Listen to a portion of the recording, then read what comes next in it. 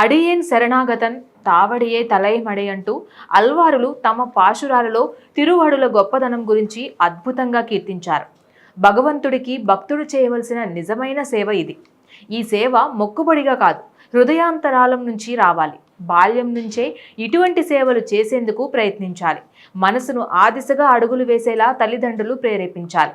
ముందుగా ప్రత్యక్ష దైవాలుగా చెప్పబడే తల్లిదండ్రుల పాదాలకు నమస్కరించడం, వారి పాద సేవ చేయడం, ఆ తర్వాత పెద్దల పాదాలకు, గురువుల పాదాలకు నమస్కరించడం, పాదసేవ చేయడం తెలుసుకోవాలి. బాల్యం నుంచి ఈ సేవ అలవాటుగా మారితే ఈ సేవ భక్తిగా మారుతుంది. అల్వారులు చెప్పినట్లుగా అడియేన్ శరణాగతన్ తావడియే తలైమడే సాధ్యమవుతుంది. ఈ తిరువడై సేవను చూసే భాగ్యం దొరికినా చాలని ఎందరో ఎదురు చూస్తూ ఉంటారు. అదే తిరువడి సేవలో పాల్గొనే అవకాశం వస్తే అంతకన్నా అదృష్టం ఇంకేముంటుంది? అసలు తిరువడి సేవ ఎలా చేస్తారో ఈ వీడియోలో తెలుసుకుందాం. ఒక్కసారి తిరువడి సేవ గురించి తెలుసుకుంటే చాలు, మోక్షానికి మనం దగ్గరైనట్లే. తిరువడి సేవ అంటే మనకు గుర్తుకు వచ్చేది శ్రీరంగం. శ్రీ వైష్ణవ సంప్రదాయాల్లో అత్యంత పవిత్రమైన దైవికమైన సేవల్లో ఒకటి తిరువడి సేవ. ఇక్కడ స్వామివారికి అర్చకులు ఏడాదికి ఒకమారు ఈ సేవను నిర్వహిస్తారు. స్వామివారి పాదకులను శుభ్రం చేసే సేవనే తిరువడి సేవ అంటారు. ఈ సేవను సాధారణంగా అర్చకులే నిర్వహిస్తారు. చాలా తక్కువగా మాత్రమే భక్తులకు అవకాశం దొరుకుతుంది.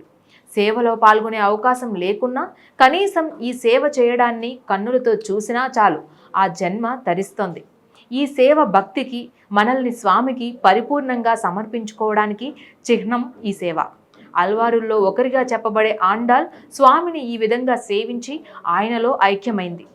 తిరుప్పావైను ప్రవచించి జన్మను సార్థకం చేసుకుంది. ఇక శ్రీరంగం అంటే మనకు గుర్తుకు వచ్చే స్వామి శ్రీ రామానుజాచార్యులు. నేటికి ఆయన భౌతిక దేహం శ్రీరంగంలోనే ఉండిపోయింది. 1000 సంవత్సరాలుగా శ్రీరామానుజాచార్యులు భక్తులకు దర్శనమిచ్చి కటాక్షమిస్తున్నారు. తిరువడి సేవ చేయడం ప్రతి భక్తుడి పారమార్థిక లక్ష్యమని, తిరువడుల సేవ ద్వారానే మానవుడు మోక్షానికి చేరువ కాగలడని, తిరువడుల దగ్గర ఉండే ధూళి పుణ్యమైనదిగా శ్రీరామానుజాచార్యులు పేర్కొన్నారు. శ్రీ వైష్ణవ సిద్ధాంతంలో పాదసేవ చేయడం పరంపరా రహస్యంగా చెబుతారు. భగవంతుని ఆశ్రయించడానికి తిరువడులే ద్వారంగా, ఈ ద్వారం నుంచి వెళ్ళిన వారే స్వామికి శరణాగతులు కాగలరని చెబుతారు. తిరువడుల సేవ ద్వారా దేహిక, దైవిక కర్మల నుంచి విముక్తి లభిస్తుంది. మన భక్తిలో స్థిరత్వం గోచరిస్తుంది. జీవితంలో సత్యం, నైతికత, శాంతి వెల్లివిరుస్తాయి.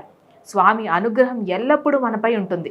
తిరువడుల సేవ కేవలం శారీరక సేవయే కాదు, మనస్సును పూర్తిగా దైవానికి అర్పించే ఓ విధమైన అనుభూతి. చిన్నారులు తల్లిదండ్రులు చుట్టూ తిరిగినట్టుగా మనం భగవంతుని పాదాల చుట్టూ తిరుగుతూ సేవ చేయడం వలన తల్లిదండ్రుల ప్రేమాభిమానాలను పొందిన చిన్నారి ఎంత ఆనందంగా ఉంటుందో భక్తుడు కూడా అంతే ఆనందాన్ని పొందుతాడు. తిరువడి సేవ గురించి విన్న మీకు ఇక్కడ ఓ ప్రశ్న తలెత్తవచ్చు. స్వామి భోగశయనం రూపంలో దర్శనమిస్తాడు కదా, పాదసేవ ఎలా చేయాలి అనే సందేహం కలుగుతుంది. కానీ స్వామివారికి అత్యంత ఇష్టమైన అలంకరణ ఒకటి ఉంది. అదే నాచియార్ తిరుక్కోలం అలంకరణ. దీనినే మోహిని అవతారం అని కూడా పిలుస్తారు. రంగనాయకి అవతారం అని కూడా అంటాం. ఏడాదికి ఒకమారు అమ్మవారి పాదాలపై ఉన్న పట్టాన్ని తొలగించి శుద్ధి చేస్తారు. ఆ దివ్యమైన పాదాలను దర్శించుకునేందుకు పెద్ద సంఖ్యలో భక్తులు తరలి వస్తూ ఉంటారు. ఇది క్లుప్తంగా తిరువడి సేవ.